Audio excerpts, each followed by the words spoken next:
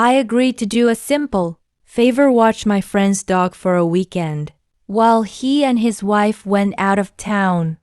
His house was huge, isolated, and surrounded by nothing but empty land. It was the kind of place that feels peaceful during the day, but unsettling once the sun goes down. The first night was normal. The dog and I watched movies, and everything felt fine. Around 3 a.m. that changed. The dog suddenly ran downstairs barking like it had seen something inside the house. It wasn't normal barking, it was aggressive, panicked, almost like it was trying to warn me. When I followed him to the kitchen, he was frozen at the basement door. His fur was raised, his body stiff, eyes locked downward like something was waiting below. I grabbed the flashlight and slowly went down. The basement was empty, but it felt wrong. The temperature dropped sharply as I reached the bottom. Not just cold, unnaturally cold, like stepping into a space that didn't belong inside a house. I checked everything. Nothing was there. Eventually, I went back upstairs. The dog refused to calm down for hours. The next day, everything was normal again. Warm basement. Calm dog. Nothing unusual. I convinced myself it was just a strange reaction. But the second night proved me wrong. At almost the exact same time, the dog snapped again, barking, whining, refusing to come near the basement door. This time, I noticed something worse. A strong, disgusting smell was coming from downstairs. I went down again. The smell was unbearable. Some of the furniture had been knocked over. Picture frames were lying face down on the floor. Everything looked slightly disturbed, but there were no signs of forced entry. And then, just like before, the temperature dropped again. I didn't stay long. The next morning, everything was completely normal again. No smell, no cold, no damage. To this day, I still can't explain what those 2 nights were. But the dog remembers. And he never behaved the same around that basement door again. I moved into a quiet apartment complex after a breakup.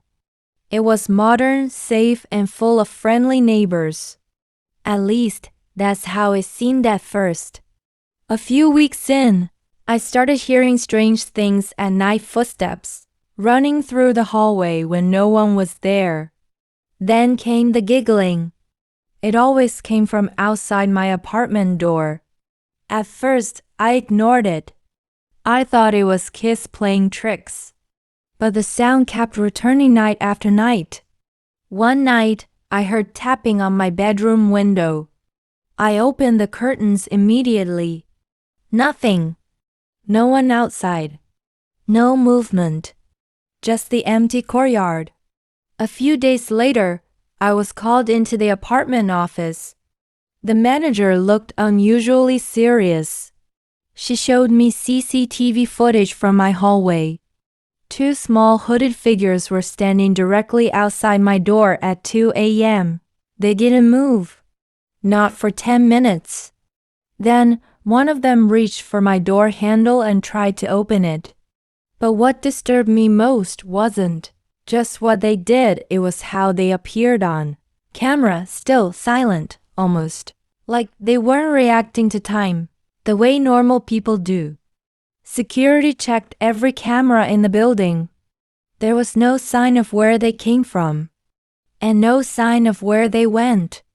A few nights later, the knocking returned. The handle started shaking violently, and a child's voice whispered through the door, "Mom, we're home now. Please open the door." I froze. When I looked through the peephole, there was nothing there. After that night, it all stopped. But I never forgot the footage, or how something that looked like children could simply appear and disappear without a trace. It started with something small. A neon pink sticky note on my car door handle. You're special. Hope you have a great day. At first, I thought it was harmless. Maybe a coworker joke or a random act of kindness. The next day, there was another note. Then another.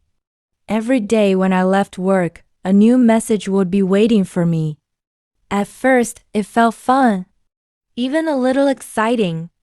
So I started replying. I left a note back. And the next day, I got a reply. It turned into a strange back and forth conversation, anonymous, but oddly personal. Whoever it was, they were paying attention. Too much attention. One day I wrote, I won't be here tomorrow. The next morning, I found a note waiting on my car. A sad face. That's when it started feeling different. Uncomfortable. Like the game had turned serious. I thought it would end there. It didn't. The next day, when I went outside, there were 2 notes on my car instead of 1. One of them had my name written on it. The second one just said, I still watch. I never left a note again after that. And I never found out who it was. But I made sure I never parked in that same spot again.